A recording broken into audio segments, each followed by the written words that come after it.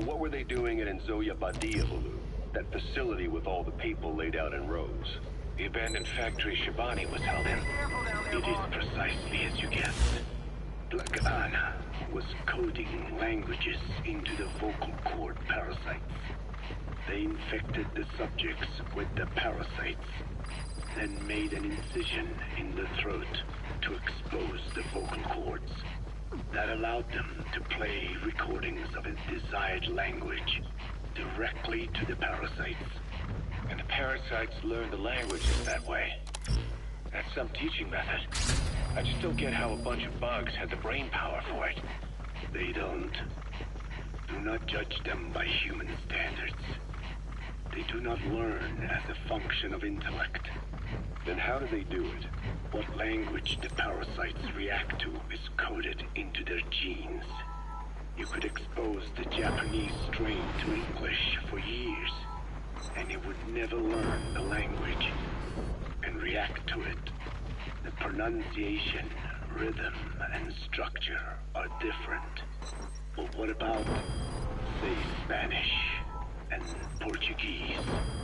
Linguistically, the two are very close. Yeah, they're both Ibero-Romance languages. Even so, a Spanish language mating pair exposed to Portuguese will not copulate. Only when they hear Spanish. Only then. And the majority of their offspring will be the same. So it's a literal case of a mother tongue. But if that's so, I don't see how the different strains can be created in the first place. Well, among the many thousands of offspring, there may be just a few that react to Portuguese. You're talking about mutations. Correct. Playing the tapes helps to identify the mutant strains. Those specimens That's the target. and bred with one another. From their children, specimens that react more strongly to Portuguese can again be selected and bred. Repeating this process creates a strain that reacts solely to Portuguese and never to Spanish. Mutation and selection. No different to breeding roses. So you kept...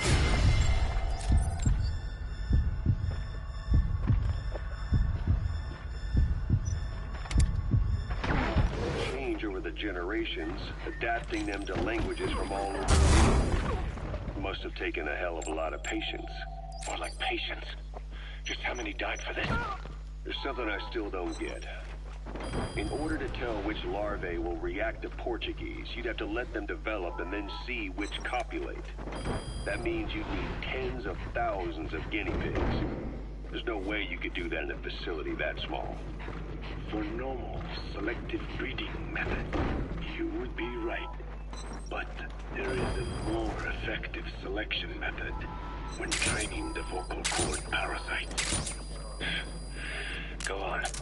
It is not only... He's coming too. Roger that. Listen for language.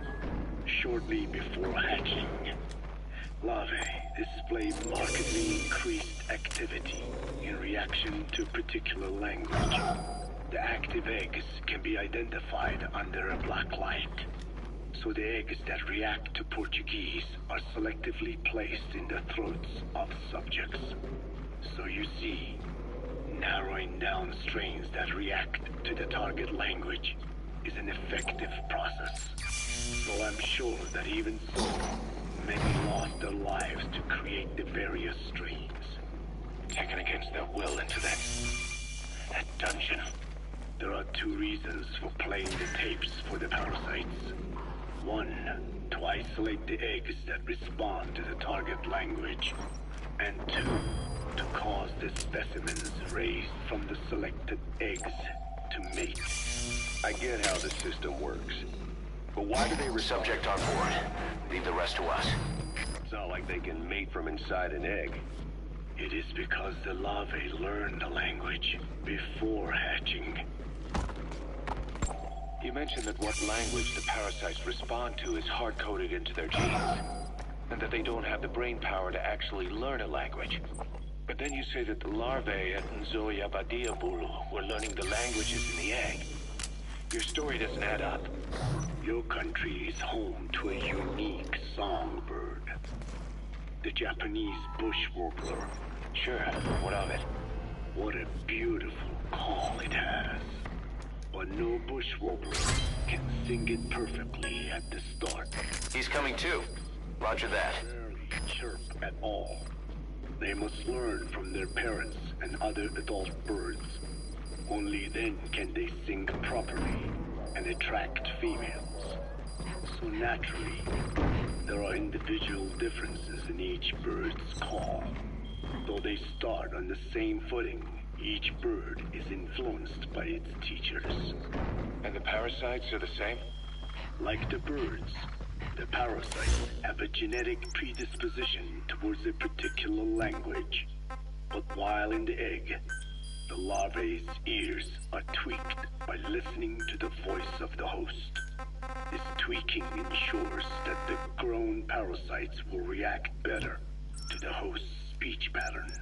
Why would they have an ability like that? Well, there are distinct regional differences within even the same language. Rare is the language that has no unique dialects. Yes, learning the host's speech pattern before hatching attunes the larvae to whatever twist of pronunciation it will encounter. This adaptive ability is what makes them so formidable. I see. So a language requires selective breeding, but the parasites can learn dialects by themselves. Of course, having the egg-stage larvae listen to the tapes in the factory was not meant to teach them. It was more important to use that trait of theirs to identify the mutated strains. As I mentioned earlier, Is that really accurate enough to use as a weapon? You could wipe out a neighboring ethnic group by accident if their pronunciation is too close. what you say is true. In that sense, they are imperfect as ethnic cleansers. But for his purposes, they are good enough. His objective was not to exterminate any one ethnic group, but to render the world's lingua franca, English, inert.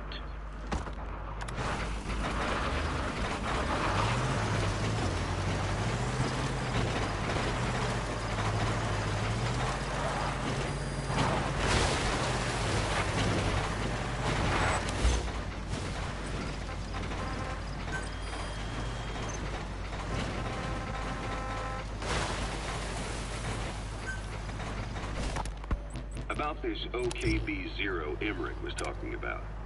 Its location and features match the citadel in the mountains northeast of the Soviet base camp. Built during the time of Alexander the Great, it was left in ruins following one of Genghis Khan's campaigns. Its occupants changed time and again due to war, and it was expanded on more than one occasion. Ultimately, it fell into the hands of the Soviet philosophers. The Soviet army was using it as the headquarters of its Afghan invasion force. But it would seem that Skullface's connection with the philosophers gave him license to develop Sahelanthropus there. And that's what Emmerich was doing at the place, before he got the axe. But OKB is a designation the Soviets use for weapon design bureaus. There's no way they'd have one of those in Afghanistan. And, in principle, the numbers that follow OKB are always integers above 1. There is no 0. Perhaps this was a secret facility of the Soviet and Chinese philosophers dating back prior to World War II. That's the target. Though it's more likely Skullface just picked a fake name that more or less fit the Soviets' pattern. He doesn't go there often, but he sure as hell won't miss this. They use the heliport on top of the tower for his visits. Start by heading for the heliport, then wait for your chance to make contact with Skullface. It seems Sahelanthropus' armor is made from depleted uranium. That offers some serious protection. The U.S. military is planning on using it for its main battle tanks, too. Maybe that's where Emmerich got the technology. Uranium. They're using nuclear fuel for armor now. No. What they use for nuclear fuel is uranium-235, which is extracted from natural uranium. Depleted uranium is a byproduct of that process. Sort of like the leftovers, I guess. The garbage. Uranium-235 makes up 0.72% of natural uranium, whereas depleted uranium contains only 0.2%. What are the benefits of using it for armor? It's a pretty short list. Uranium's a heavy metal, like lead, meaning it can hold... You gotta extract him. ...kinetic energy. But it also boasts a hardness closer to tungsten. That makes it an ideal material to use for, say, armor-piercing ammunition penetrators. But it's not the best choice for armor. Its volume is... He's coming too. ceramic. Roger that. For an equal weight, you could end up with less protection. So why use it then? According to Emmerich, it came down to him being unable to source ceramics technology from a manufacturer. Plus, given that it's an upright walking vehicle, he wanted to reduce the bulk of certain areas. Despite all that, depleted uranium still makes for some tough armor. And Emmerich says it's been proven in live fire tests. Subject on board. Leave the rest to us.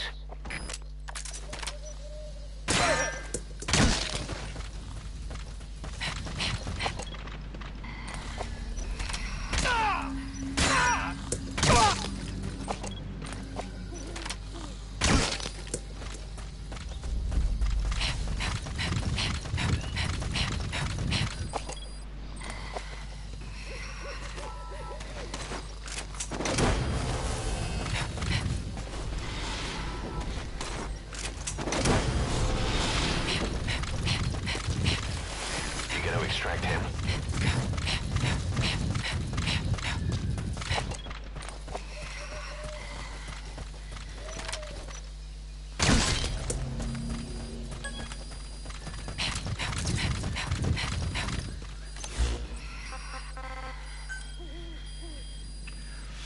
Ja, wir haben noch einiges zum Anhören. Emmerich didn't go with depleted uranium for Sahelanthropus' armor because of its strength. He had nukes in mind. Exactly. It's meant to use its body as the fuel component for a nuclear weapon. Sahelanthropus uses built-in uranium enrichment archaea to melt its own body and extract uranium-235 from the depleted uranium in its armor. Those archaea perform the enrichment in an extremely short time. The concentration jumps by a factor of several hundred, from 0.2% to over 90%. The end result being highly enriched weapons-grade uranium. Sahelanthropus' body itself becomes a nuclear bomb. Emmerich says if it were to self-destruct, the nuclear yield would be somewhere in the region of 15 kilotons. Since you need about 50 kilograms of highly enriched uranium to trigger a nuclear reaction, that would mean Sahelanthropus contains something like 23 tons of depleted uranium. That's not very much. No, it isn't. That's about what you'd expect to find in a main battle tank's armor. The point is, it can be transported anywhere, even use its conventional weaponry on the battlefield. And the international community will never suspect a thing.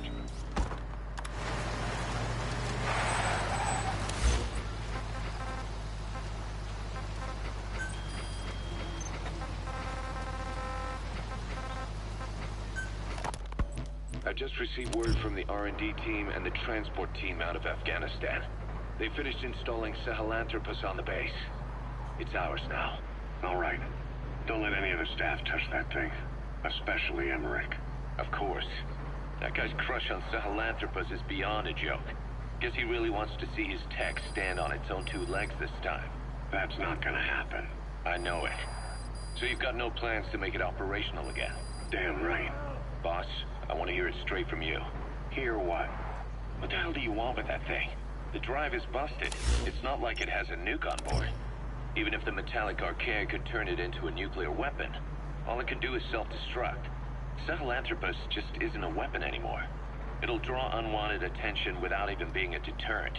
I know. The weapon's development strut sank 2 feet under that thing's weight. That's 1 year's drop in a single night. We've started on reinforcing the strut, but there's no guarantee it'll hold up if a storm hits. I know that too.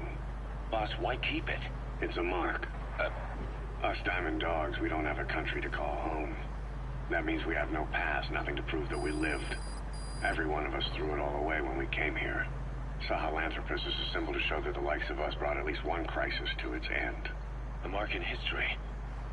So we can't just fade away. It's of no practical use to us. But we still need it. A symbol of what we've done. I'm glad I sounded you out on this. Snake, on behalf of all of us, I want to thank you. I don't need gratitude. I need security. Keep Emmerich away from that thing. Roger that.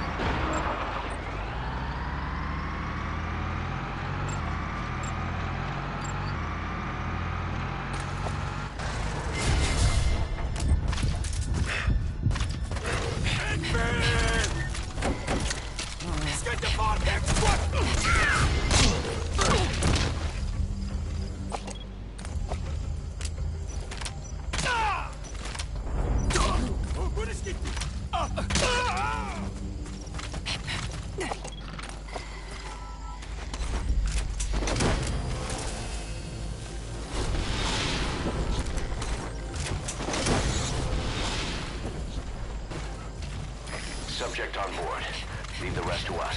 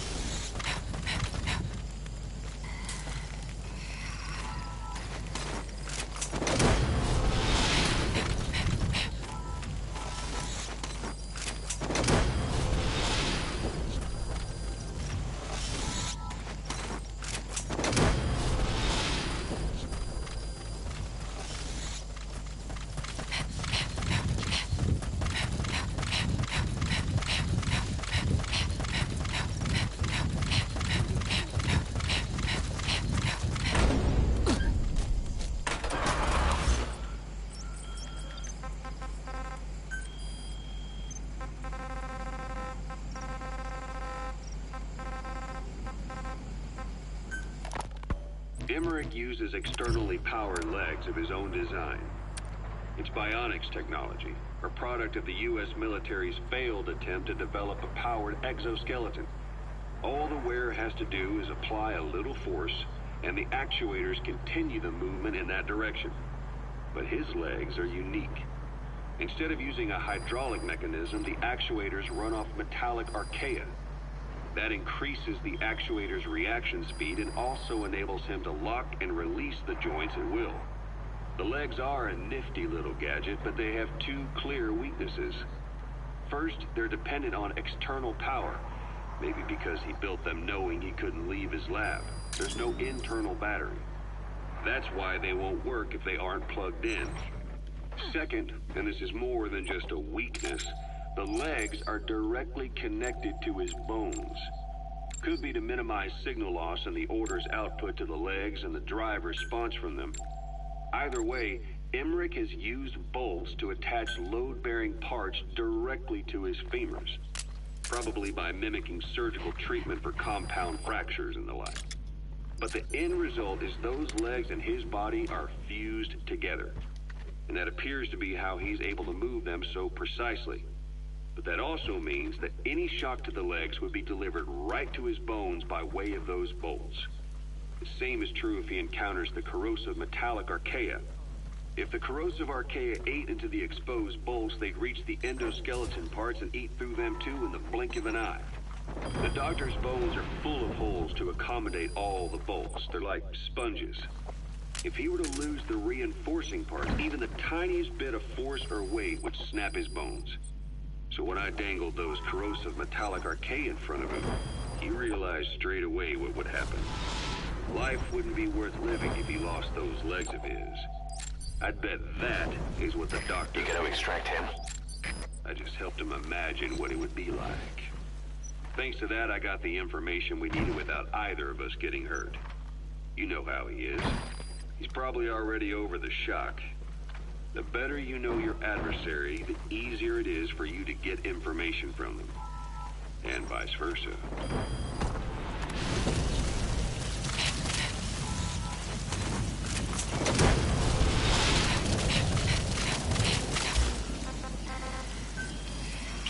Nächste Kassette.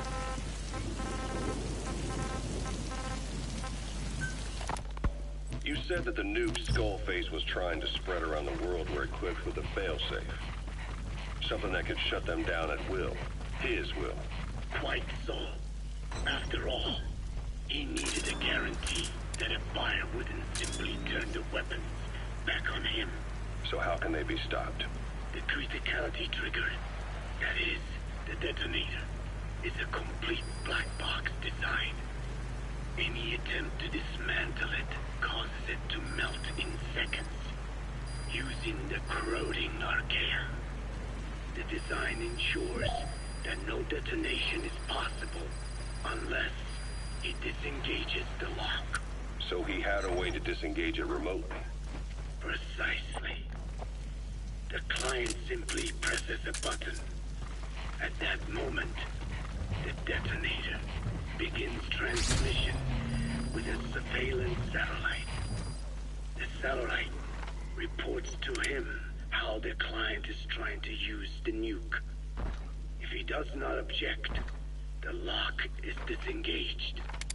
But if it's a risk to him in any way... The detonator melts down. The same is true if detonation does not occur within a preset time after the lock is disengaged. The nuke is rendered useless. Who the hell would buy something with strings attached like that? The client would never know until the moment they actually try to use it. Most likely. Explain the time delay and the detonators needing time to activate. And he only intended to sell to technologically primitive groups in the first place. Let me guess. He'd claim it was defective and offer a replacement.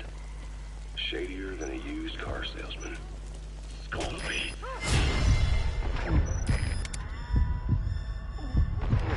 Loyal like a friend.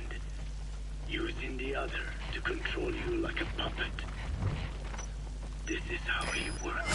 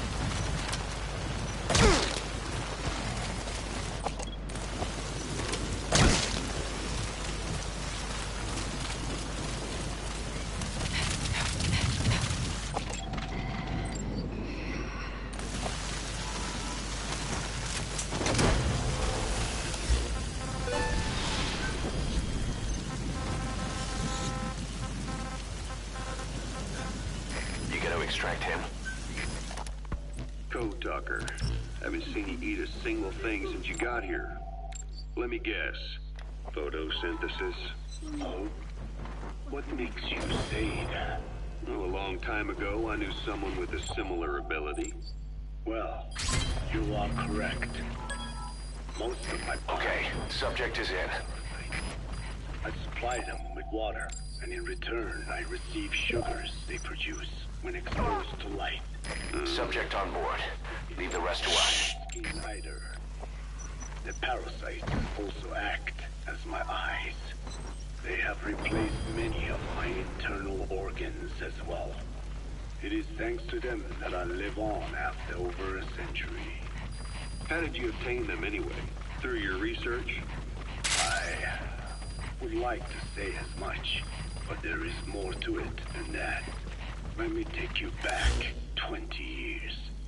I had hit a dead end with my parasite research. Then I was approached by a foundation. They said they had a sample of an unusual strain of parasite. Which foundation? Apparently, they had links to ARPA. But that is all I learned. I was somewhat ignorant of the ways of the world. Just being able to study it was enough for me. Yeah, I've heard that before. Go on.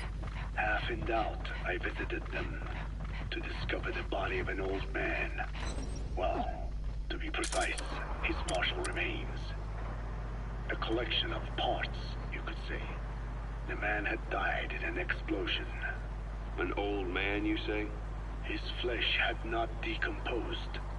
In fact, the tissue's cells were still metabolizing. The parasite had infected, or should I say assimilated with, the tissues, and was keeping them alive.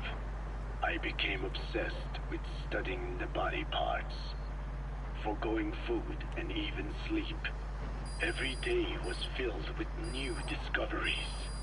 The parasite's biology, internal anatomy, life cycle.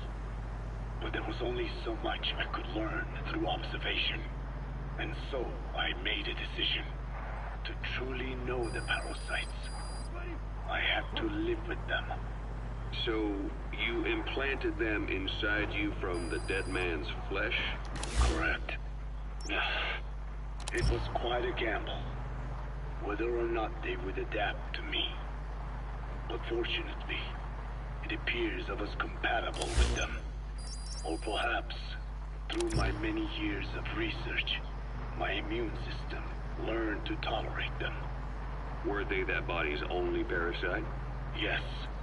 However, there was a separate specimen that supplied its host with adrenaline in response to pain, and yet another that could control insects at will through secreting heterogeneous pheromones. I wanted exposure to them, to take them into me, but my wishes were denied. Their records, though, provided clues that helped advance my research. Would you care to join me? A life spent never worrying about food is a most wonderful one. I think I'll pass. But thanks. This has been helpful. Ah, das erklärt so einiges. Das erklärt, warum die... Das spielt ja nach Snake Eater. Das erklärt, warum The 4 unsichtbar werden konnte. Das... Wie heißt es? Der Mückenmann Mücken kontrollieren konnte. Dass The End nichts zu essen bräuchte. Why are you called Code Talker?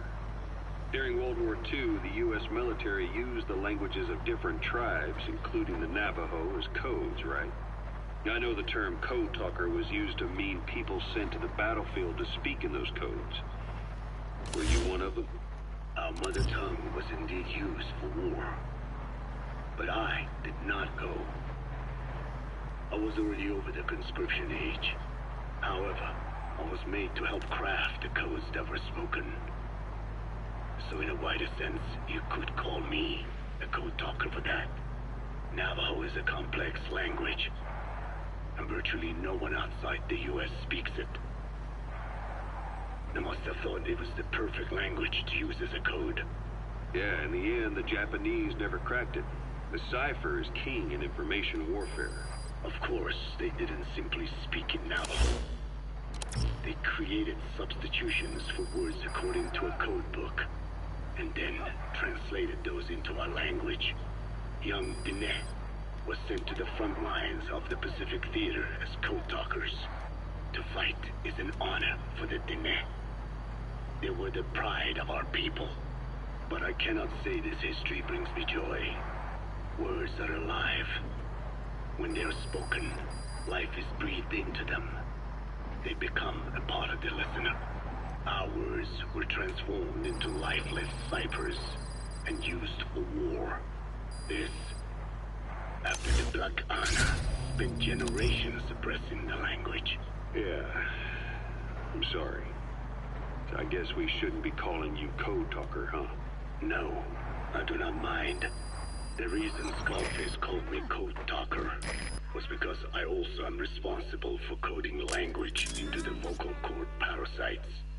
I am the same as those young warriors. Used for a cipher's sake. I must never forget that. The name, Code Talker, is a lesson carved into my being. You said Skullface ordered you to weaponize the vocal cord parasites. But you also said he wasn't the reason. And he wasn't. I was seduced by the parasites. That is a fact. How? You mean from your curiosity as a scientist? That I cannot deny. But there is more to it. The story goes back to the 19th century, to my earliest memory. One day, a man from the government visited our Hogan, our home. I cried as he yanked me from my mother's arms and took me away to an Indian boarding school. From that day forward, I became George. This was the name my teacher gave me. I was forced to give up my Diné name, forbidden from speaking anything but English. If we dared utter a word of filthy Navajo, the teacher made us eat a bar of soap. Yeah, that was the U.S. government's education policy for Native Americans. To erase our words was like erasing our people. Their education was tantamount to ethnic cleansing. Over time, the overt persecution of our language stopped. But to this day, it continues to be eaten away by the lingua franca, that is English. Many of the Diné outside the reservations can speak nothing else. And it isn't just our language. Across the world, minority languages are being destroyed by dominant languages. Many are on the verge of extinction.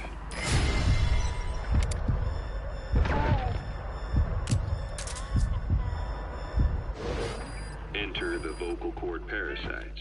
Yes, I began thinking that minority languages needed some sort of deterrent against dominant languages. In order that their peoples and cultures would survive. It was then that I came across literature at the Foundation claiming You're gonna extract him? language thanks to a type of parasite that distinguishes between languages as a precursor to reproduction. If I could just resurrect it, make it more pathogenic, I would have my deterrent against English. But I failed to hide that aim from Skullface. He noticed. Yes, I wanted to retaliate against the English language. Though never did I intend to actually use it as he planned. You know how the story ends. I was forced to study how to make the parasites compatible with all the world's languages. All but English. However, he in fact secretly isolated an English strain. I will not be held prisoner by the man's phantom. The English strain must not be allowed to exist either.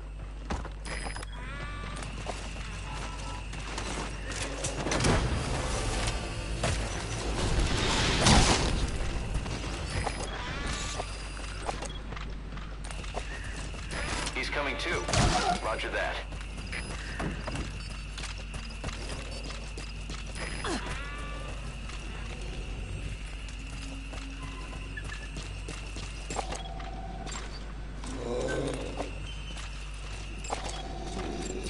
That's the target.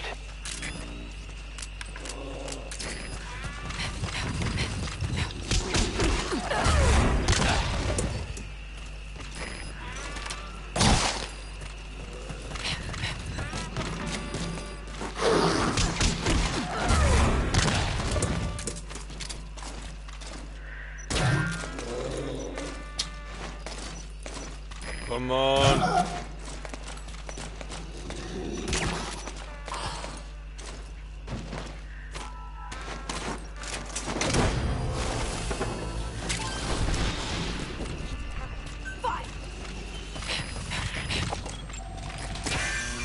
You gotta extract him.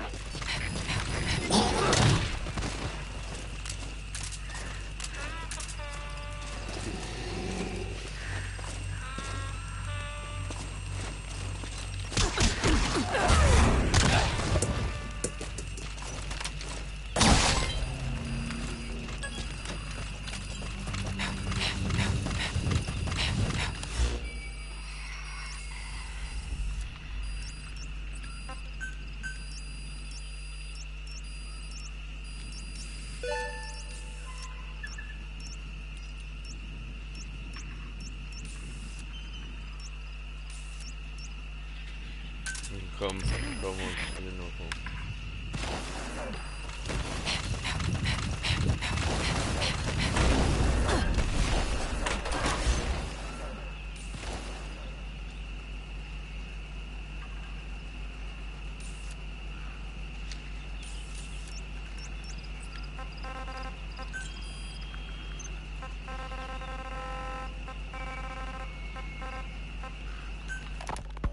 I have no doubt Skullface's plan is almost complete. At that point, I will no longer be of use to him. I must leave behind this record at least. A record of how the ancient vocal cord parasites became these abominable ethnic cleansing parasites. I believe he has two purposes for the ethnic cleansing parasites. The first, as their name suggests, is ethnic cleansing. This conflict between East and West that envelops the world will not last much longer. Once the Cold War ends, and the weight of America and the Soviet Union is lifted away, the ethnic conflicts they kept suppressed will all rise to the surface. It is not difficult to imagine that the radical sides will begin cleansing their adversaries. But what if an ethnic cleansing parasite matching the language of the aggressors were to be unleashed? The aggressors would be washed off the earth. At the very least, the idea that retaliation could eradicate your people would prove a powerful deterrent. The second purpose is the Englishization of the world. To cipher the organization, this is probably their main use. Man thinks in words, or rather, words are man's very means of thinking.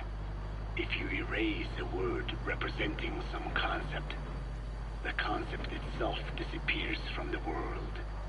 Nishone means beautiful in Navajo, but the image that comes to mind when we say Nishone differs from the Blagana's beautiful. An azure sky, a rolling landscape, lush greenery. The meaning we place in Nishone has its roots in Diné culture.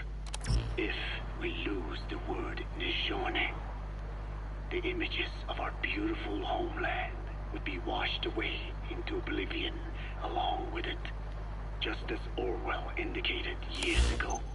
Cipher, being based in America, is pushing Englishization for this very reason. Suppose all 5 billion people on this planet come to read, speak, and think in English. Their wills could also be streamlined under English. Cypher's control would be all the easier. Economic governance would progress in leaps and bounds. The ethnic cleansing parasites would be a great aid in accomplishing this goal. There is no need to destroy every language besides English. All they need to do is weaken other dominant languages competing with it. Russian, Chinese, Arabic. If people know they risk their lives speaking such languages.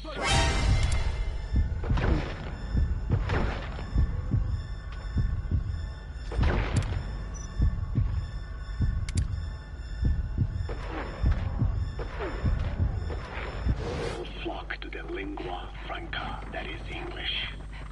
Cypher does not even focus attention on smaller languages. After all, they are already being eaten.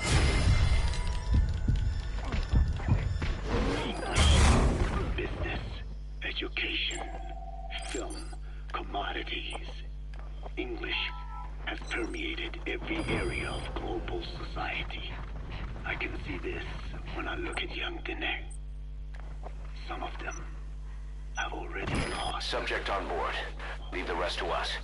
It is said that over 2,000 languages of the world are facing extinction. This very moment, cultural concepts and forms of expression are disappearing forever. The spread of electronic networks gives greater meaning to Englishization. Networks have no national borders.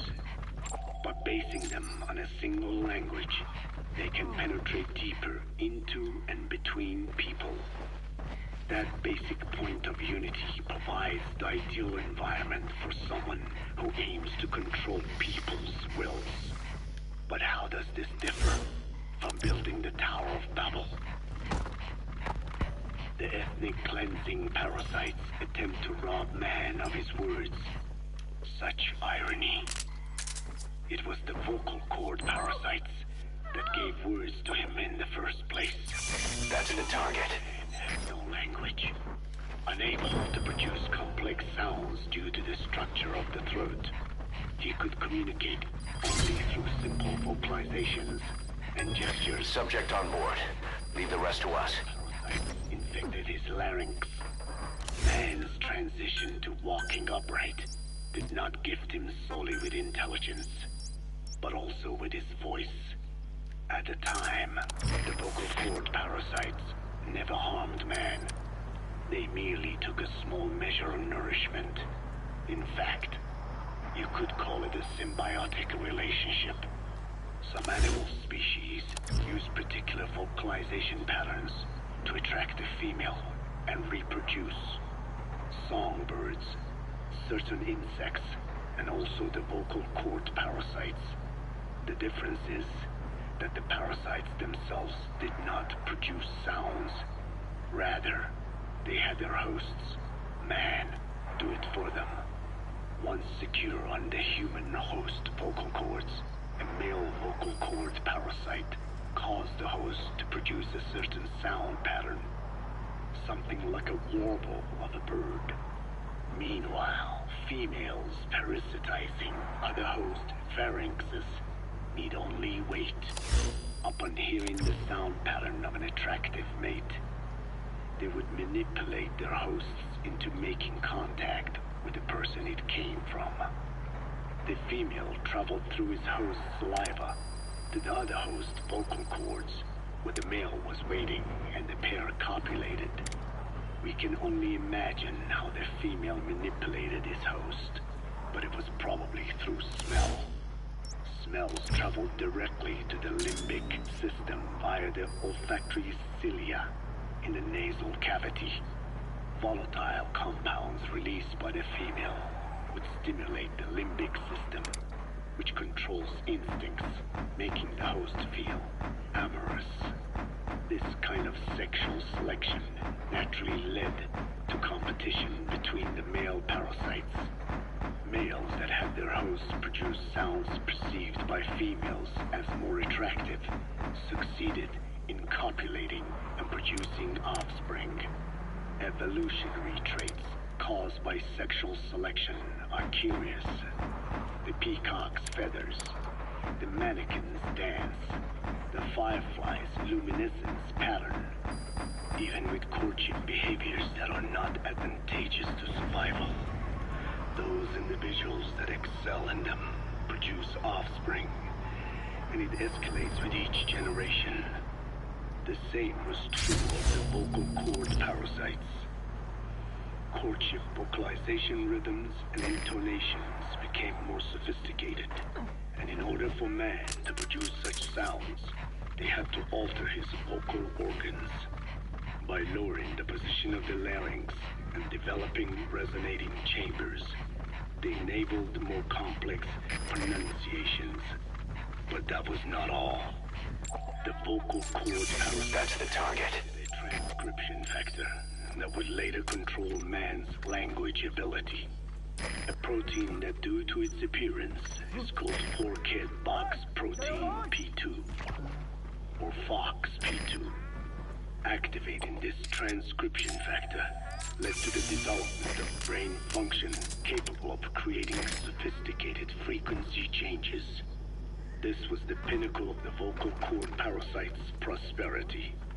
However, this sophisticated pronunciation control was too useful for man to ignore. Once human sexual activity ceased to be only seasonal, and having lost pigment-based sexual characteristics, distinctive vocalizations... He's coming too. Roger that. ...for humans to attract mates as well. Combined with logic pathways hardwired into the brain, or universal grammar, it was not long before advanced communication was possible. This was the... You gotta extract him. Language. Luckily for man, it was around this time that a particular retrovirus was circulating. While not lethal, it infected not only man, but the vocal cord parasites as well. It is presumed that this virus removed part of the parasite's DNA and reverse transcribed it into man's reproductive cells. It was a vector. Among the genes it transcribed were the ones responsible for the production of language. The vocal cord parasite's vocalization genes were written into the human genome. The parasites were no longer of any use. Subject on board. Leave the rest to us. Could use his voice as he pleased, when he pleased, hindering the parasite's courtship vocalizations. Having lost their opportunity to reproduce, the parasites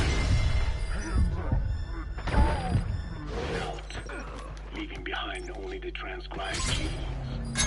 The vocal cord parasites were once in symbiosis with man. Its genes even became a part of his. Humans and parasites are extremely close. As such, it will be extremely difficult for man's immune system to eliminate the vocal cord parasites. Even cutting them out will be no simple matter, which is exactly why these ethnic cleansing parasites are such a formidable weapon. The rise of the vocal cord parasites goes back approximately 300 million years to the Permian period. At that time, they were not even parasites, but predatory autotrophs. They are believed to have been the common ancestor to the Pentastomida and the Cyclops genus of copepods. However, Earth's environment underwent a violent change at the end of the Permian period. The cause is unclear, but evidence suggests that over 90% of the Earth's organisms at that time died out. The most pronounced threat to the proto-parasites was the severe oxygen concentration. The result was cladogenesis, a splitting that gave birth to a new strain that could parasitize other organisms' respiratory apparatus. This survival tactic helped lower their oxygen consumption Inhabiting the throat kept them securely in contact. He's coming too. Roger that. The survivors are those that parasitized the reptiles that flourished at the time. Entering the Triassic period, the reptiles evolved into dinosaurs, and the proto-parasites shared in their success. Dinosaurs developed respiratory organs called air sacs to adapt to the low oxygen environment. These in particular helped the proto-parasites thrive. But another trial awaited them. The end of the Triassic period saw another draft. In the Earth's environment, for most parasites, the male and female take the same host. Many are, in fact, hermaphrodites. Originally, the vocal cord parasites were as well. But for any strain to ride out a severe environmental change, it must secure a steady pool of genetic diversity. Another split. Now the newest strain procreated with mates found in other hosts. And in order to increase its encounters with those mates, the new strain utilized the voice of its host. They came to inhabit the host's vocal cords. This truly was the birth of the vocal cord parasite. The parasites developed the host's pharynx to form resonating chambers and used them to produce sophisticated mating calls. The relatively upright posture of the dinosaurs was important in this, because the crooked L-shaped pharynx was more suited to the development of resonating chambers. These developments ushered in a time of great prosperity for the parasites. But for the third time, the parasites had a major hurdle to overcome.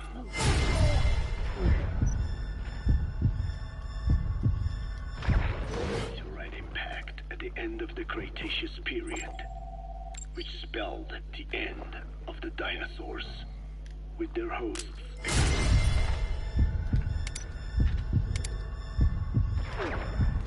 The vocal cord parasites. No option but to find a new habitat. Birds. As genetic successors to the dinosaurs, with functioning air sac apparatus already in place, birds were the perfect choice. But the parasites could not survive in birds that flew at high altitudes with thinner air. So they parasitized ground-dwelling birds. You gotta extract him. Their respiratory system for the sake of reproduction. They gave the birds the means to produce sophisticated sounds. The syrinx responsible for chirping. This is the proof that points to activation of FOXP2 in songbirds as well as humans. The Cenozoic era began with a rise in oxygen concentration, which helped mammals to evolve and increase in size. The parasites then shifted to humans as a more effective host. Humans' bipedal upright walking meant that our throats could support larger resonating chambers. At first, vocal cord parasites entered humans using birds as their intermediate host. But eventually they changed to conducting their entire life cycle within human hosts.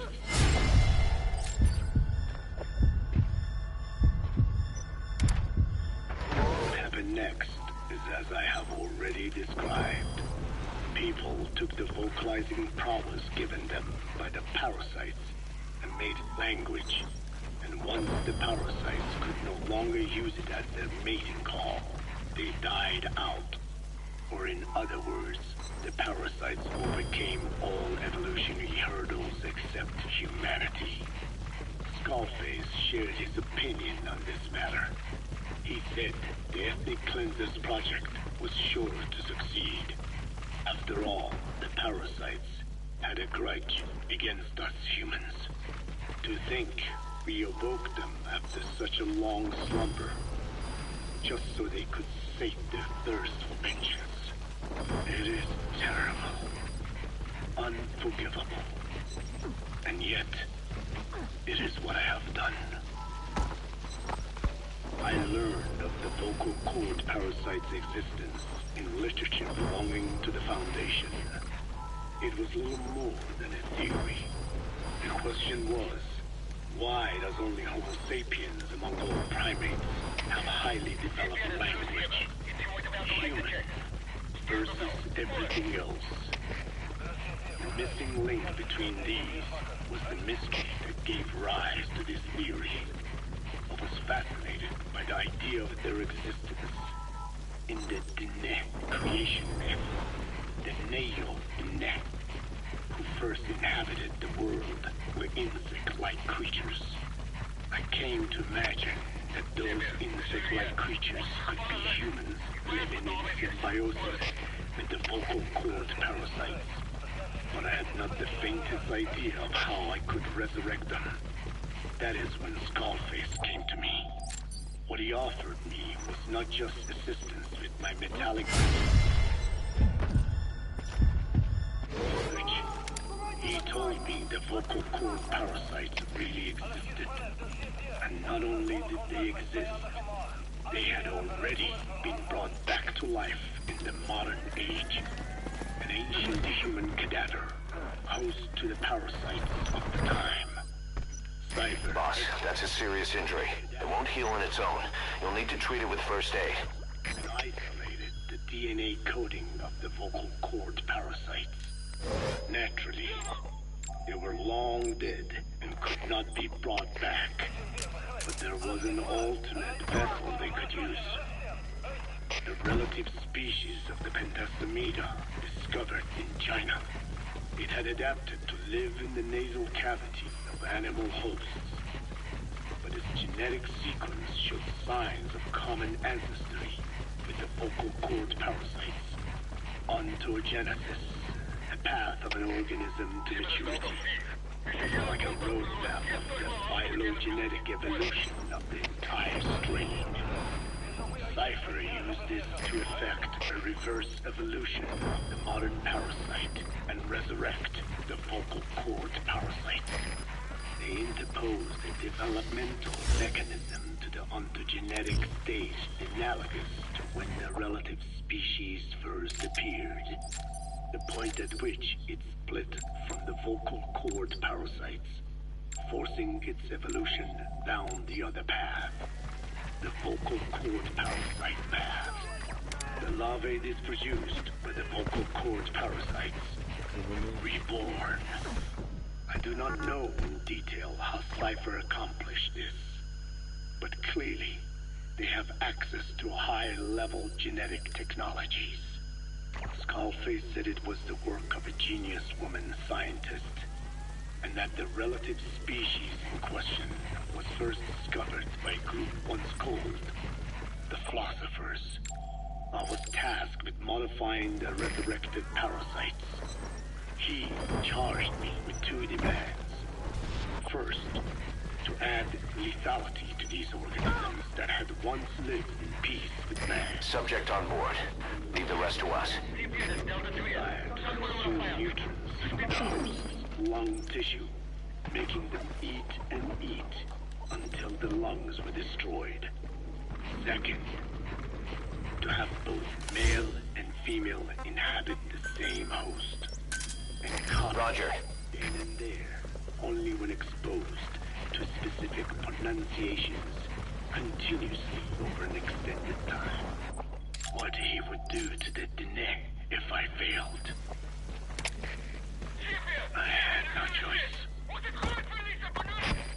Originally, the ultimate objective of the ethnic cleansing parasite project was the identification of not only languages, but of actual Ich verstehe kein Wort. Language is deeply connected to ethnicity, but many languages are employed by multiple ethnic groups, and confrontation between those ethnic groups is by no means rare. If the cleanser parasites were to be a deterrent against ethnic conflict, they had to distinguish between groups using means other than pure language. The original plan called for this to be achieved by differences in the transmission vector. Each ethnic group has different lifestyle customs and eating habits. For instance, parasites living in shallow water and taken in through the skin could be used to target rice farming groups. Or parasites using cows as their intermediate host would be ineffective against cultures that abstain from eating beef. But that is a lofty goal indeed. The current parasites mainly rely on droplet transmission. It would take extensive time to alter the transmission route. I eventually learned that the Ethnic Cleansers project had been shut down. It was Skullface who put it back into operation. But despite that, he told me to forget about the transmission route and just focus on language identification. I do not know why. I understand that the Chinese philosophers who discovered the relative species of parasite originally planned to develop a phonogrammic Alexia parasite. The left temporal parietal region is home to the part of the brain that identifies the phonetic symbols of the English language. They wished to create a strain that would parasitize that region and suppress its literacy functions. The brain area responsible for identifying the logographs of Chinese, meanwhile, is in the left middle frontal gyrus, meaning that even if native speakers of Chinese were infected with the parasite, the literacy would be unaffected. Old and new, east and west, there is no limit to the delusions of those in power. But this delusion threatens to become a reality. I have to do something to stop this. There must be something I can do.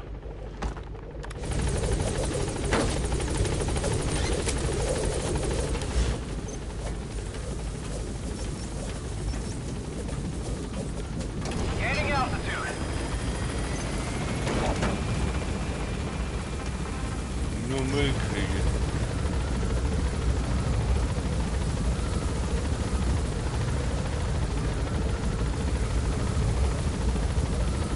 Departing.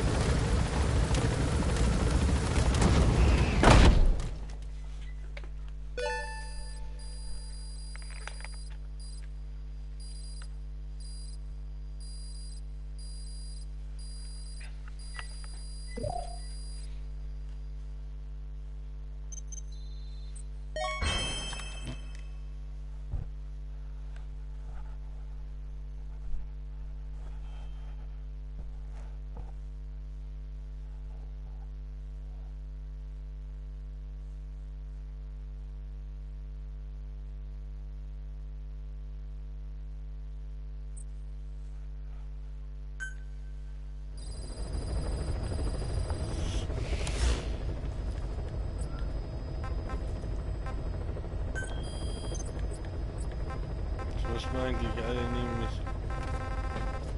Missionen haben. Da haben wir noch eine.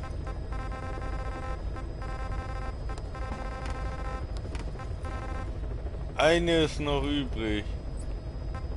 Hier.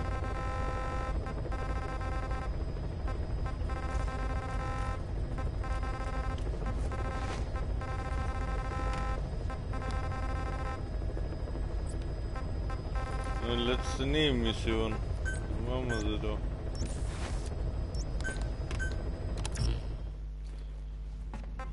Brauchen wir aber, denke ich, gar kein Fahrzeug. Ja, ich muss was machen.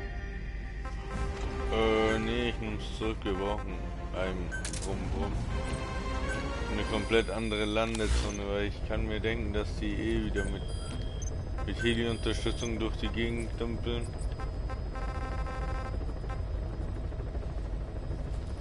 Aber es fehlen immer noch welche. 10 bis 17. Ich verstehe das Spiel nicht.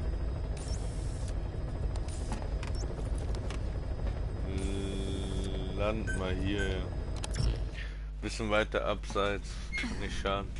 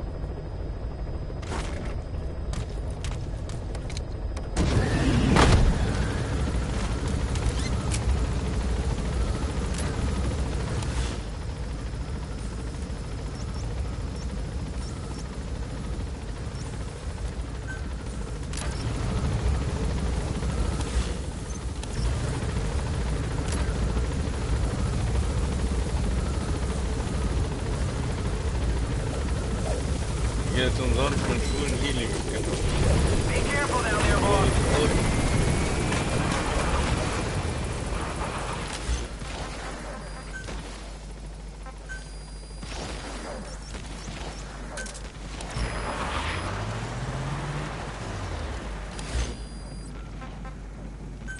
Kassetten. Wie viele gibt's eigentlich noch? Wo sind wir denn? Oh, wir haben noch gut was anzuhören. It appears I was looking at things wrong. What do you mean? All of you. Until now, I had thought of your organization, Diamond Dogs, as a superorganism. You'll have to explain that one. The term refers to a unit of eusocial insects like ants or bees. While made up of many individuals, they behave as though they are one organism, with the Queen as their nerve center. The close ties you share here reminded me of that. Well, the boss's efforts do pull us all together. I was not finished. I'm speaking in terms of homogeneity.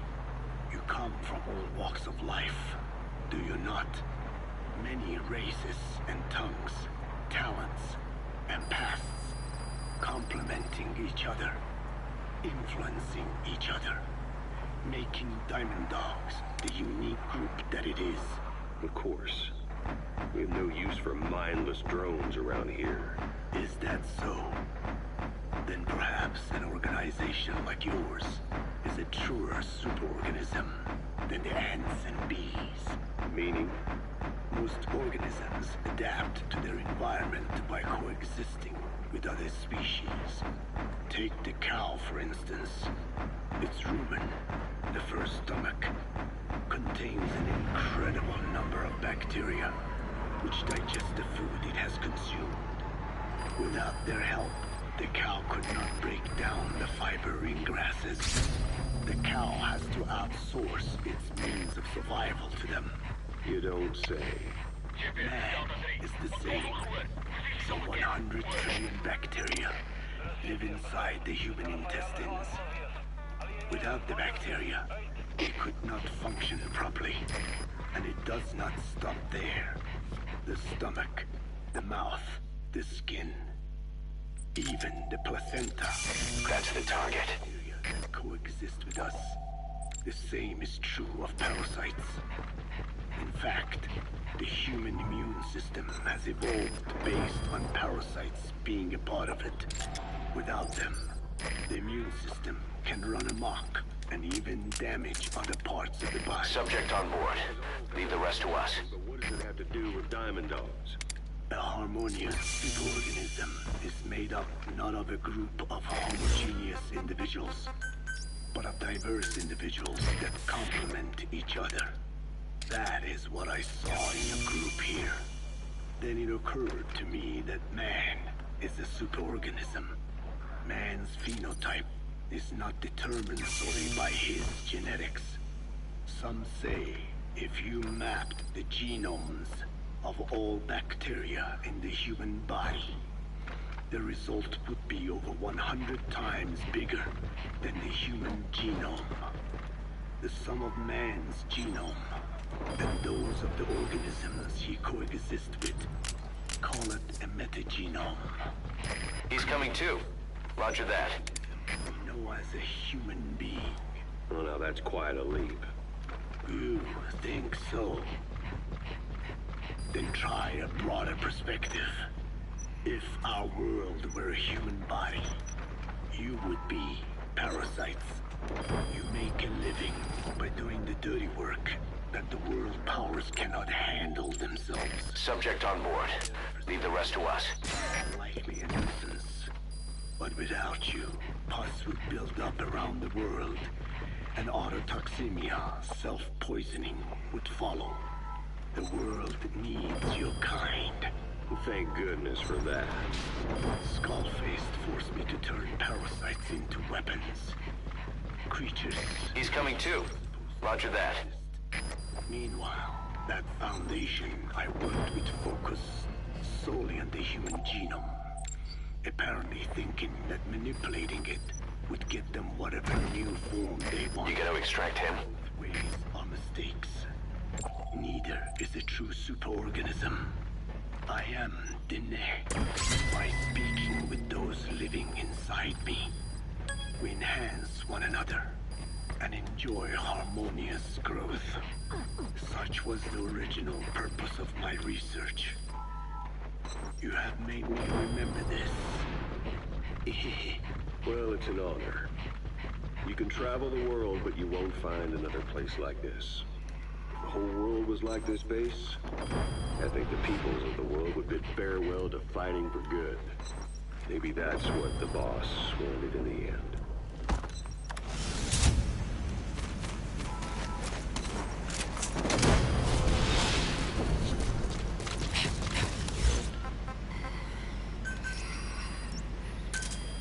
Roger.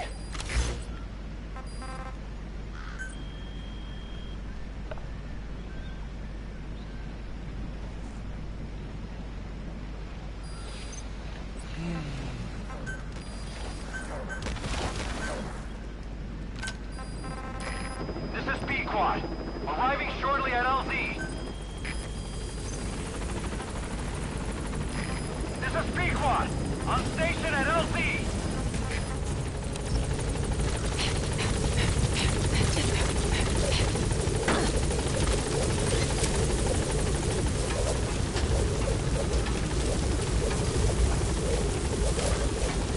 Scanning out. Oh nein!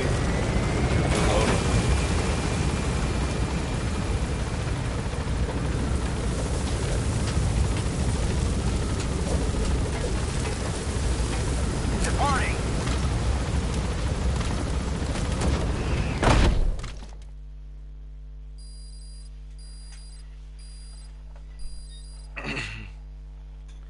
Ich müsste alles haben, so. Alle Nebenmissionen bis jetzt erledigt.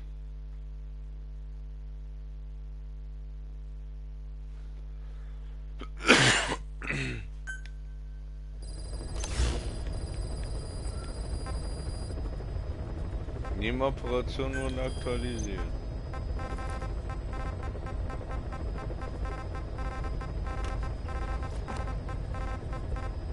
Hier in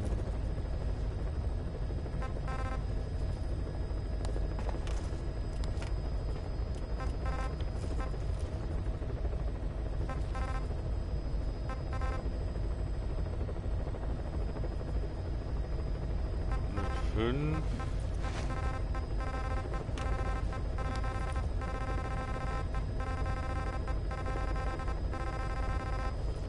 Scheint echt alles zu sein, was noch fehlt.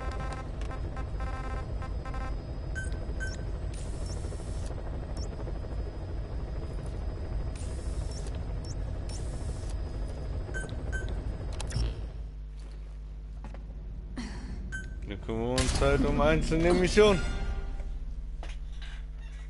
Ich habe damit kein Problem.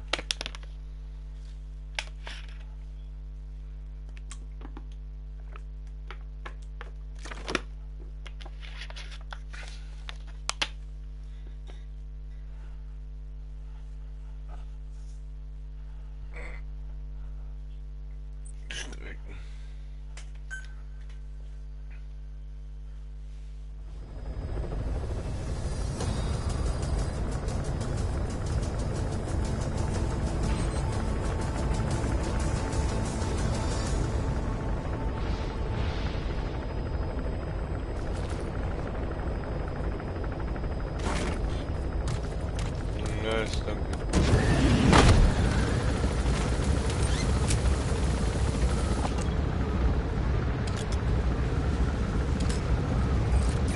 That's the target.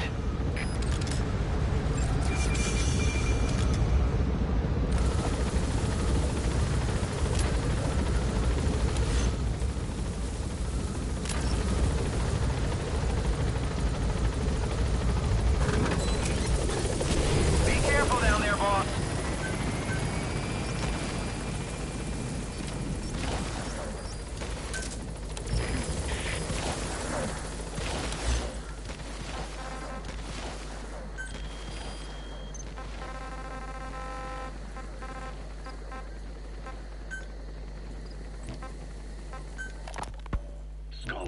has finally burned out. The world is rid of his existence at last. Was he still alive? You could say that. But you could also say he'd been dead for decades. What's that supposed to mean? Biologically speaking, it's hard to say how much was his life. Side effects from the treatment? No. The primary effect. Keeping a dying host alive as long as possible. That is the whole point. But in the end, he grew too dependent on his children. As if he had any other way to keep on living. He first underwent parasite therapy before the Soviet Union became his home. His body was horribly burned.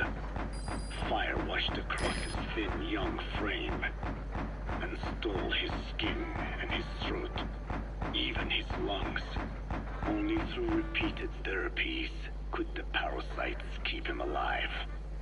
Most of his life became something the parasites gave to him. And then he lost the ability to die. That is correct. The parasites live on past the host's death, still aiding cell composition. At that stage, there is no way to extract them from the host cells. There is no way of knowing when the last cell of Skullface's body would die. The only choice was to burn the whole thing. And his children, along with it. And I am one to talk. When my life is snuffed out, I expect you to treat my body the same way. And when I burn, I will truly be one with my children for the first time. You say there were 3 English vocal parasites. According to Skullface? Yeah. Skullface had 2 of the English strain with him. You burned both of them. There was an oil fire. I tossed him in. So that just leaves 1. And you tell me Skullface said he used it. He said it was very close to me. Very close. You gotta extract him. Or someone ordered to kill you. Or he could have been speaking metaphorically. Metaphorically? Close to your spirit.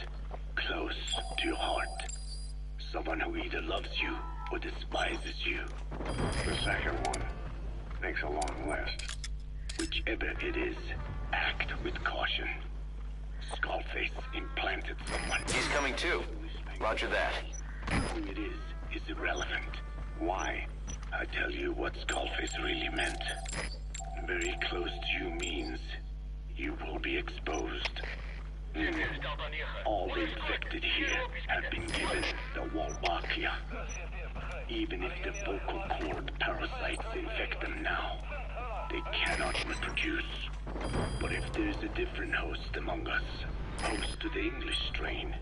If that were the case, we'd see the symptoms. What about the non-English? You gotta extract him. We have plenty of those, but the staff use English as a common language. But if that someone has not spoken English yet, and begins to speak it now, there'd be another outbreak. The final mating pair of the English strain must be found immediately. Skullface is gone, but his threat still remains. On this base, do you see what the final mating pair is? With him dead, those parasites are the stain he wished to leave upon the world. His thirst for vengeance. In their flesh. Think. Does anyone here? He's coming too. Roger that. Who would target you, specifically? The ethnic cleansers that Code Talker mentioned, they weren't Skullface's true goal. All we have is circumstantial evidence, but here's my theory. It was Cypher who started developing the vocal cord parasites as bioweapons, parasitic weapons, and Africa was the testing ground for them. As Code Talker said, their purpose is the ethnic cleansing of only those who speak a particular language. So they could do a weapon of mass destruction to eradicate specific groups races, ethnicities, or colonies by the language they speak. Or a kind of absolute language control. Or maybe a tool for those arrogant fools to build some misguided utopia. I can see plenty of uses for them. However, in practical terms, they wouldn't be as dangerous as you think. Counteracting the parasites is easy, after all. Cut them out of your throat to save your life. Subject on board. Leave the rest to us. Also prevents the infection from spreading. So if the international community were to find out about them, they'd no longer be the threat they were conceived to be. In which case, their targets would be limited to minority groups as a deterrent or a terrorist tool. It's hard to imagine Cypher developing something like that as a main weapon for their arsenal. That leads me to think we've only tugged on one little thread in Cypher's grand tapestry. An obscure corner of their work, possibly forgotten altogether. He's coming too. Roger that. When Skullface was forced to relocate to Africa and he saw that thread dangling. All the time he continued that research, he was secretly following his own agenda. The ethnic liberator parasites. His English language strain. Skullface You gotta extract him. 3 samples of the English language strain parasite, and I think we can believe him. Bringing his ethnic liberator's plan to fruition depended on creating an English version of the vocal Subject on board. Leave the rest to us. But an English strain would have been useless to Cypher. Worse, it could have destroyed everything they'd built. It was the one type they couldn't allow. That means Skullface was forced to develop his English strain out of sight of Cypher's network. Naturally, he couldn't use the greenhouse facility Cypher had set up and filled with guinea pigs. Skullface must have found some secret place to create his precious few English parasites, hiding all evidence like a man cheating on his wife. Somewhere, an entirely standalone environment. And when his plan entered its final phase, he must have made the place disappear. He's coming too. Roger that. But now nowhere at all. We'll never know where he did it. But to elude Cypher's surveillance, it couldn't have been big. I believe Skullface was telling the truth. There were only ever 3 samples of the English language strain. Why activate Sahelanthropus in Afghanistan? This is how Skullface wanted things to play out. The Soviet Union secretly develops a new type of nuclear weapon and successfully deploys it in Afghanistan. Revealing the existence of Sahelanthropus results in a return to the glory days of the Cold War. The threat it poses reignites the nuclear arms race between the world's major powers. The demand for nuclear weapons increases around the globe. What if you then introduced a nuclear weapon anyone could get their hands on? Non-nuclear nations, militant groups of all shapes and sizes, they'd all jump at the chance. Sahelanthropus was a marketing tool to sell nukes all around the world. But I think it's safe to say that plan was stamped out before it got up and running. The world's intelligence agencies never did turn You gotta extract him. After all, Sahelanthropus vanished before word could spread. Everything that's happened is already a fading memory, never to join the pages of history. Except for Cypher. Cypher won't forget. They'll already be working on something, quietly beneath the surface. They'll use the pieces of data scraped together from this incident to build their own bipedal weapon. It'll take them a long time to complete it, but for now, the greed sector have found their new life's work. We'll have to be ready too.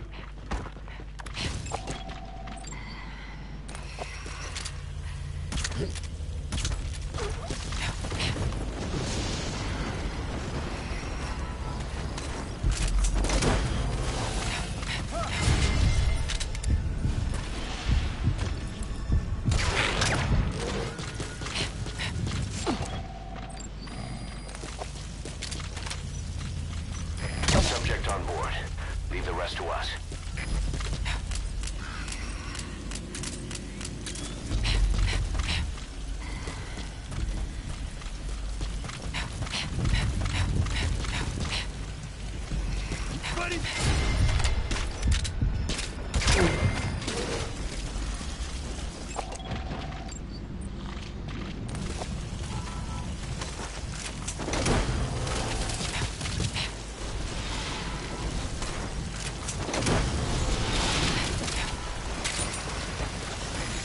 extract him.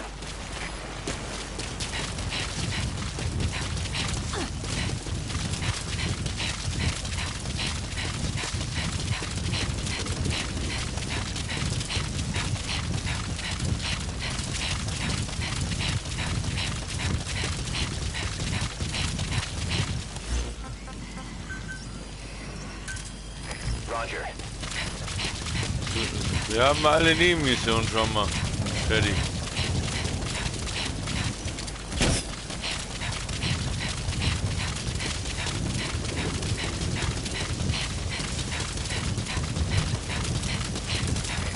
This is Pequod. Arriving shortly at LZ.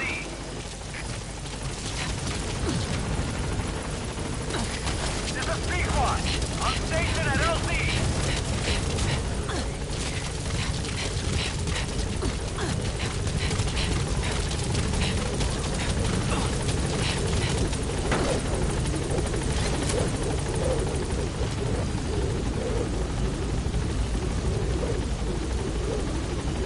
Gaining altitude.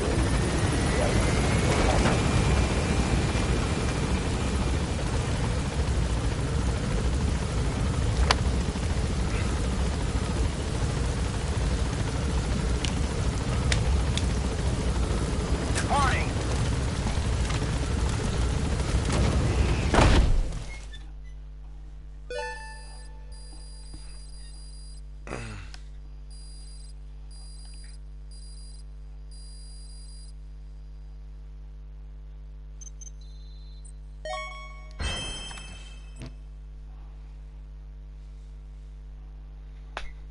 Alle Nebenmissionen, alle Hauptmissionen, alles erledigt.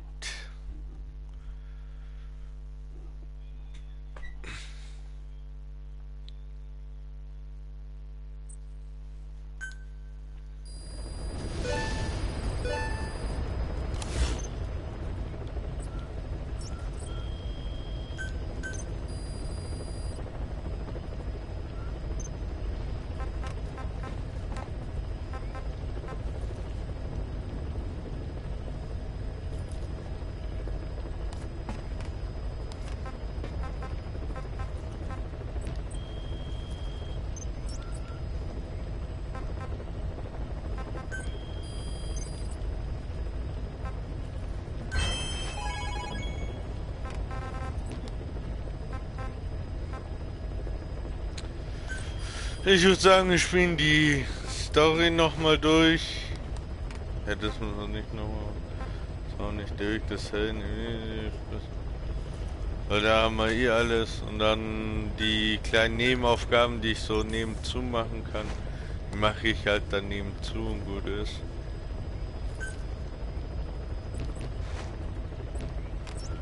Klingt doch nach einem Plan, oder?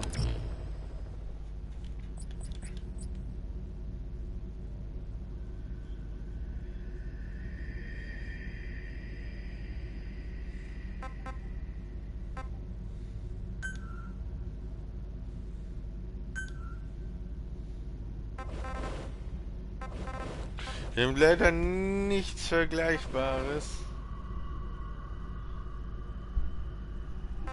Also wirklich nichts Vergleichbares. Außer die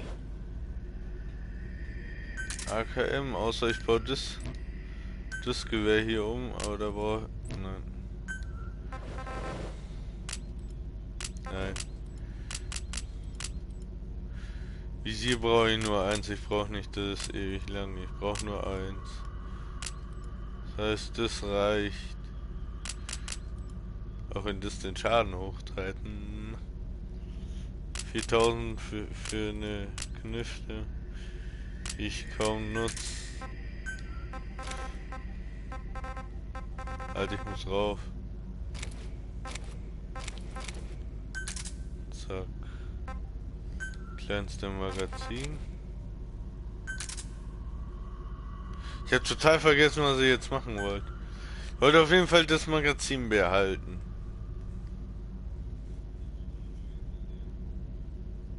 Ich bin mir aber nicht mehr ganz sicher, was ich machen wollte.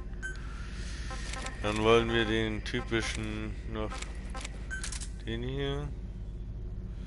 Damit die schön kompakt ist. Schalldämpfer. Ich habe immer noch nur einen Zweier Schalldämpfer. Das geht mir wenig auf den Piss.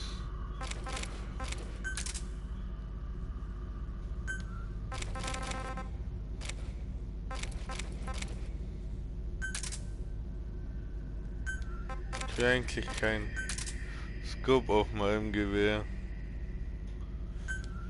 Weil es totaler Schmarrn ist.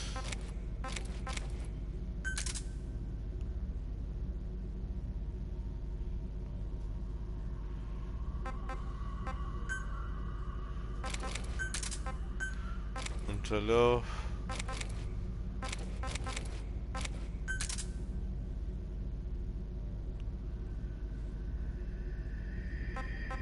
Lampe.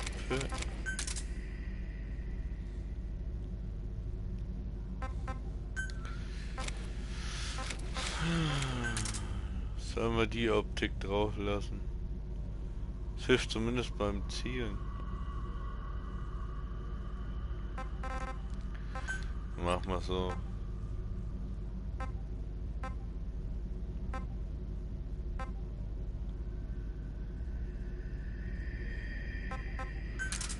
Machen wir so. Ihr könnt auch getaped nehmen.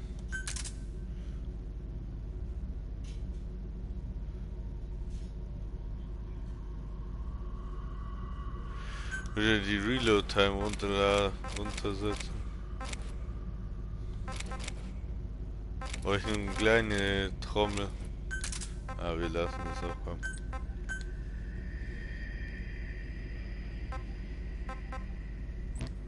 Das lassen wir so. So, 86% und wir haben alles gemacht. Ich muss nur die Missionsaufgaben, glaube ich, machen und dann ist fertig. Alle Kassetten anhören und ein paar Tiere fangen. Das ist alles. Externe Aufträge. Ich lese gleich, weil wir machen eh gleich kurz Pause.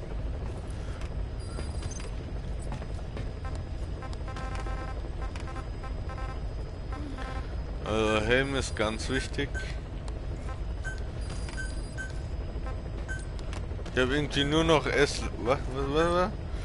Keine Einheiten zum Tipp. Der Bau von vorgeschobenen Operationsbasen FOBs erhöht die maximale Anzahl an Einheiten, die sie gleichzeitig entsenden können. Ah, okay, also mit der nächsten wäre schon schön. Also, ich bin gleich wieder da. Oder warte, ich schaue erstmal, wer geschrieben hat. Wir spielen jetzt nämlich mal nochmal ganz entspannt die Story. Maybe.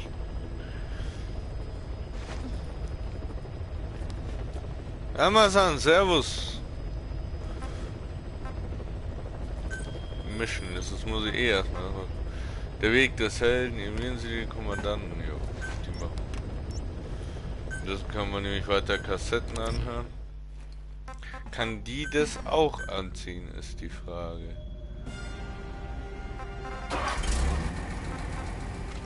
Schleichanzug. Sie kann Raiden anziehen, aber sie sieht dann aus wie Raiden. Die läuft dann nicht als Raiden rum.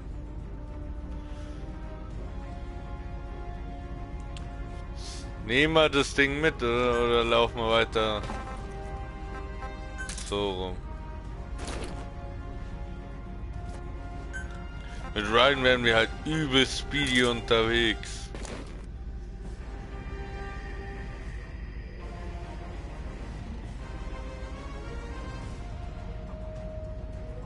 Komm, eine Mission lang.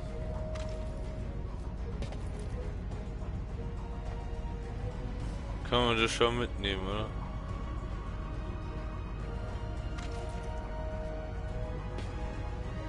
Also, man ist ja... Obwohl die Missionen eigentlich nicht so groß sind. Egal, wir rennen so rum.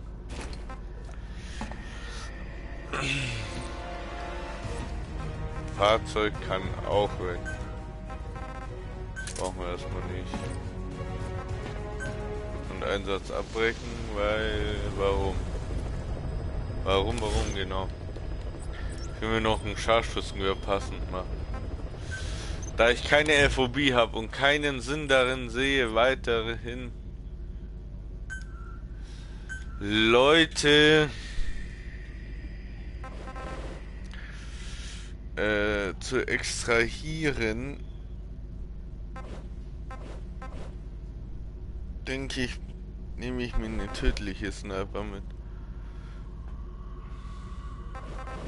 Ich will die aber kompakt halten. Nehmen wir das Ding. Zack.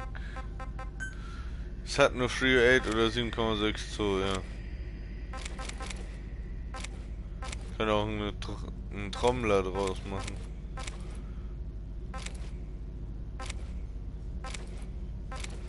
Ah, hier 308, 8 Schuss, 308, 20.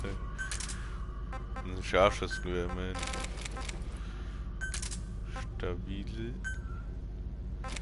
Wir nehmen das Visier ist Schmarrn. Und das Visier. Den Laser, Frontgriff kommt weg. Und bam.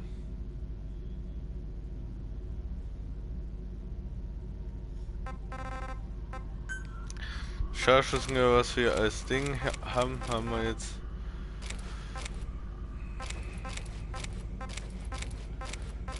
Wo ist die Schulterstütze?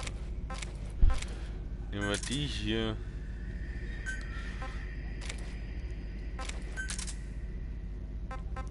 Bin mit dem Lauf nicht happy.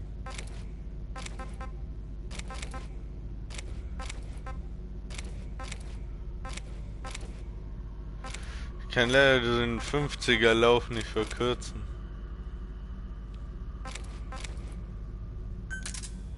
Ja, nehmen wir den Lauf, oder?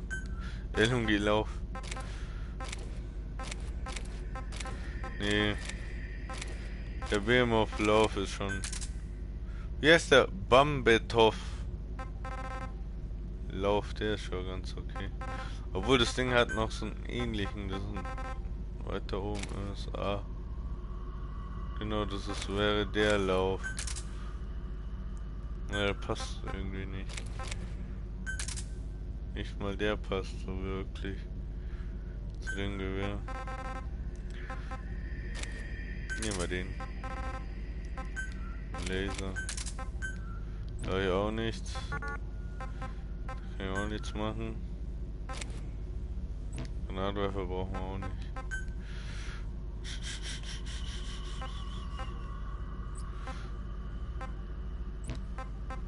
So, zack.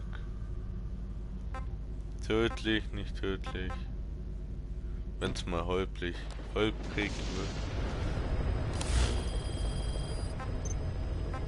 Die Frage ist halt, ob ich den Schuss hinkriege. Ja, warum habe ich wieder 8 Herausforderungen? Verstehe. 80% Kassetten, ja. Jetzt muss ich nur warten, bis ich das Geld zusammenbringe. Mission. Weg des Helden. Wir machen kurz eine Raucherpause. Bis gleich.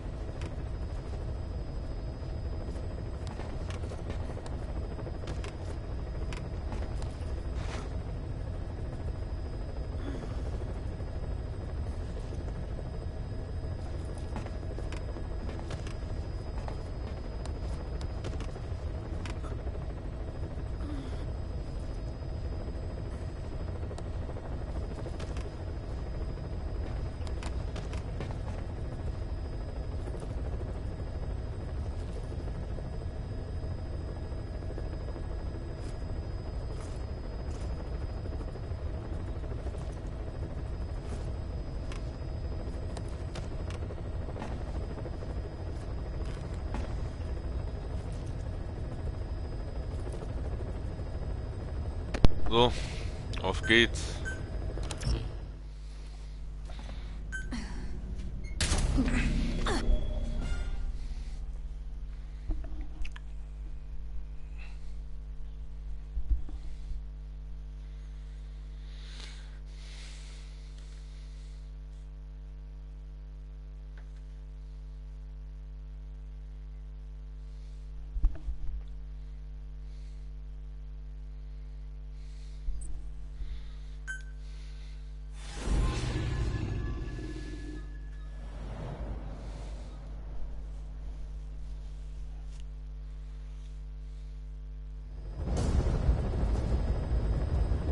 Your target is a Spetsnaz detachment commander. Your orders are to take him out. With skills like his, it'd be a shame to waste him. But I'll leave the method up to you. Boss, make your way to Deshago Calais and eliminate the target.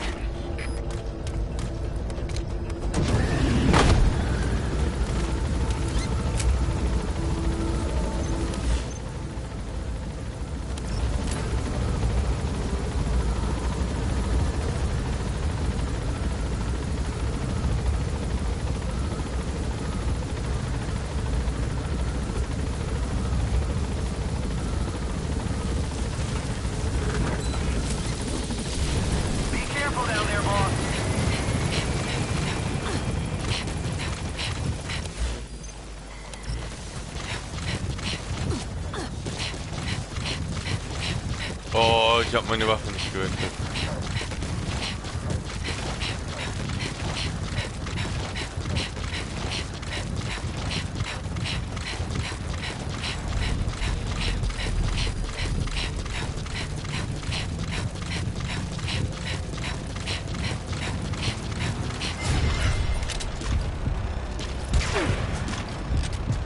Oh Mist, oder was?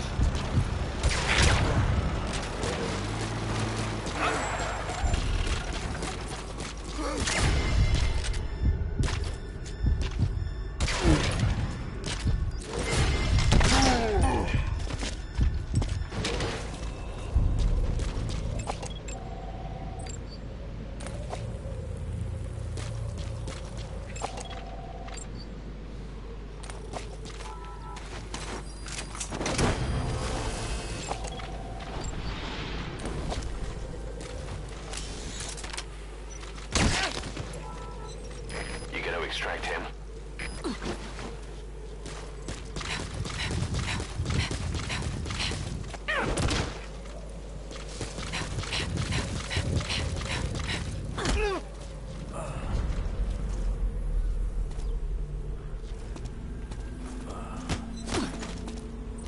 Talk.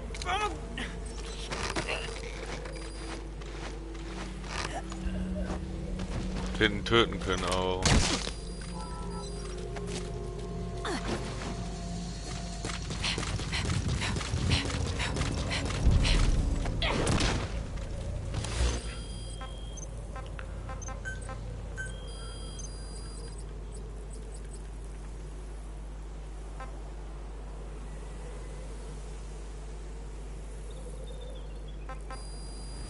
Das nehme ich.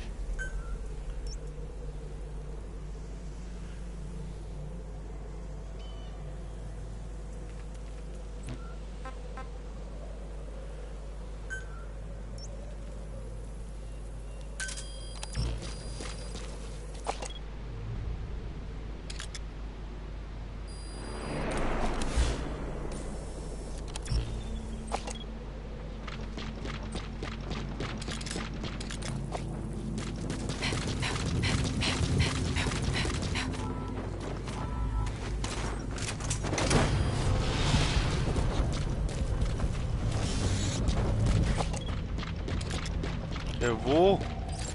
Лучше посмотреть! Иди за мной!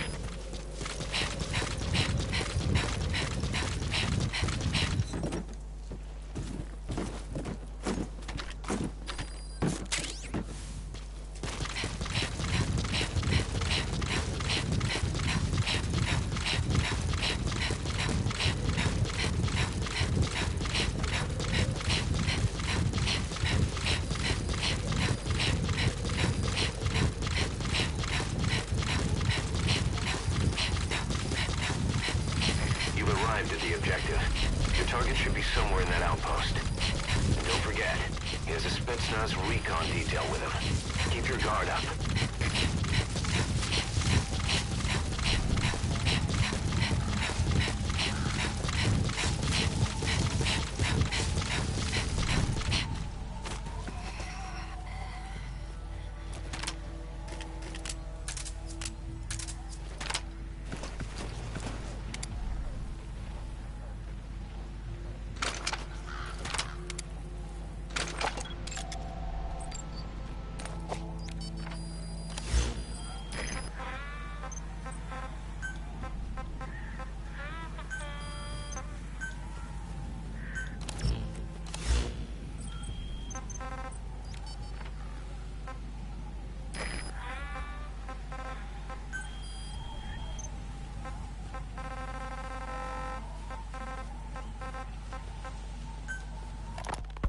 Hewitt's dug up some interesting facts about our skull-faced friend.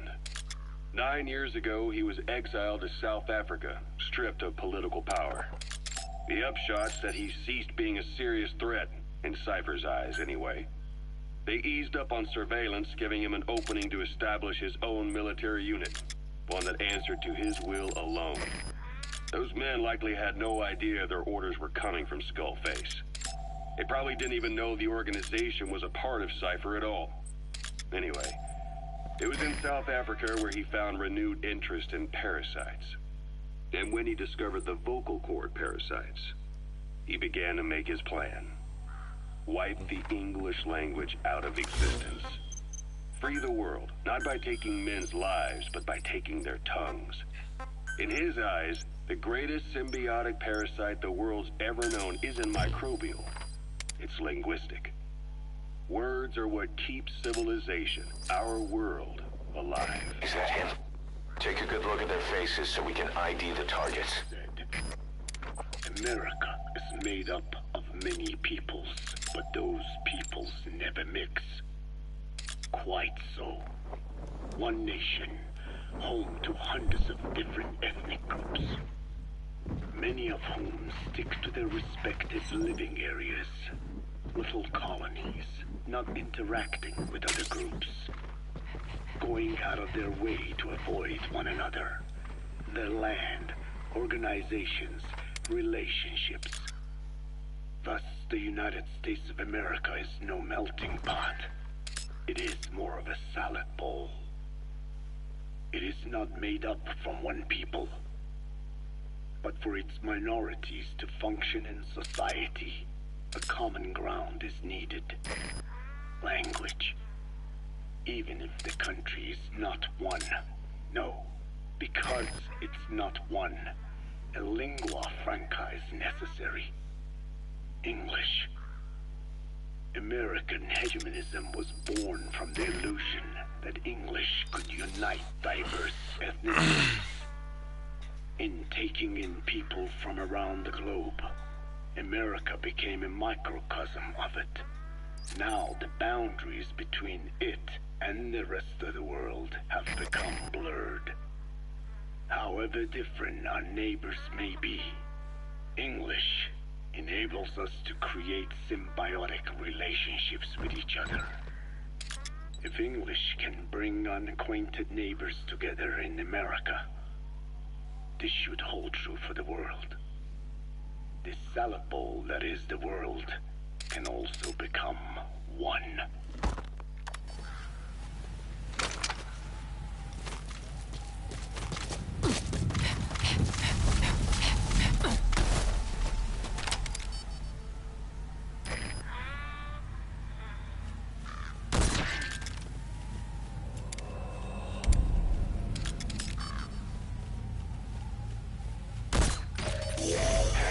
That was target confirmed dead. Impressive work, boss.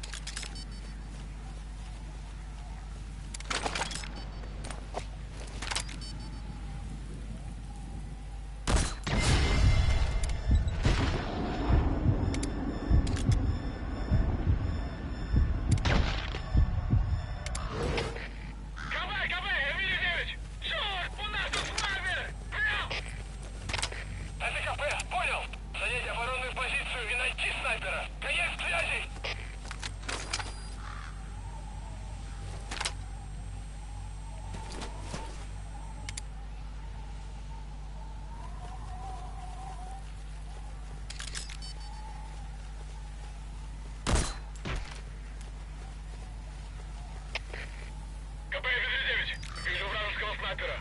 Жду указаний. Прием. АТКП, понял. Открыть подавляющий минометный огонь по противнику. Конец связи.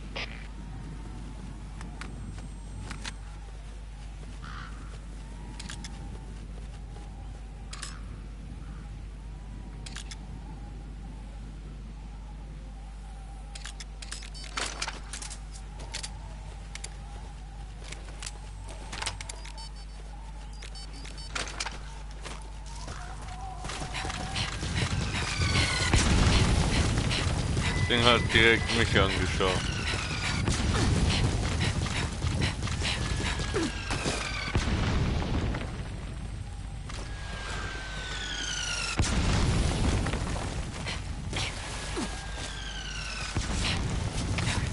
КП-59.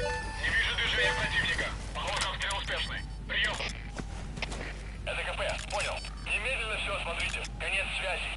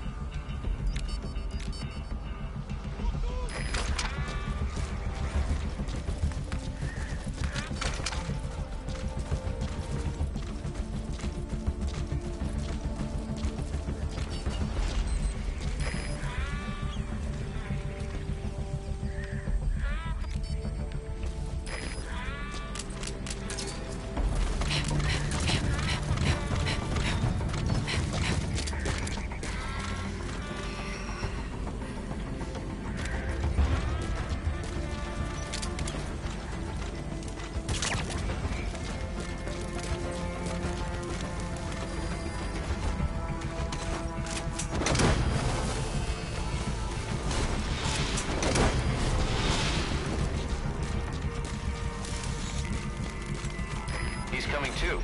Roger that.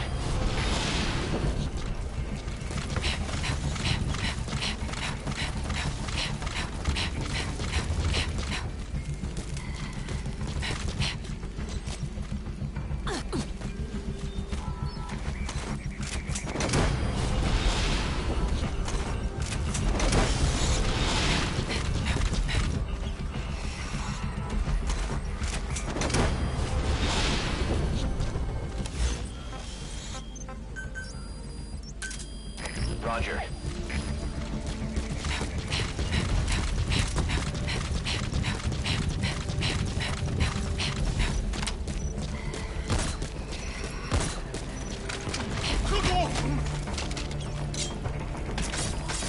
This is B-Quad. Arriving shortly at LZ.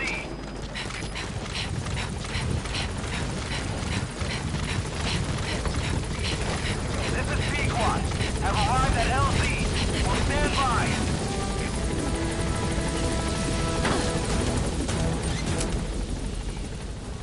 Mission done.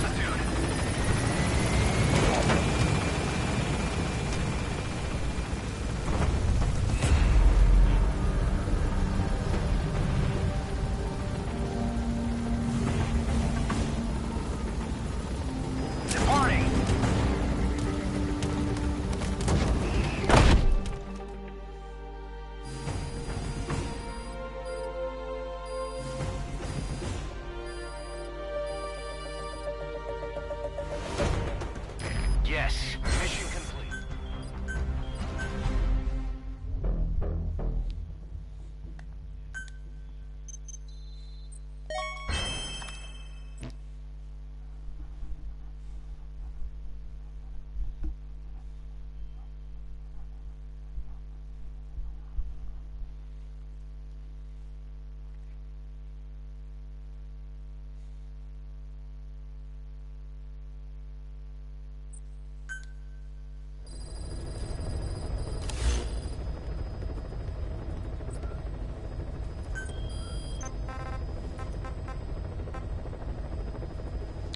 Motion Control ist eher unwichtig.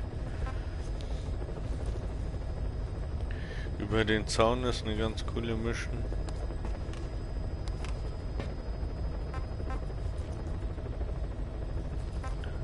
Besatzungsmann.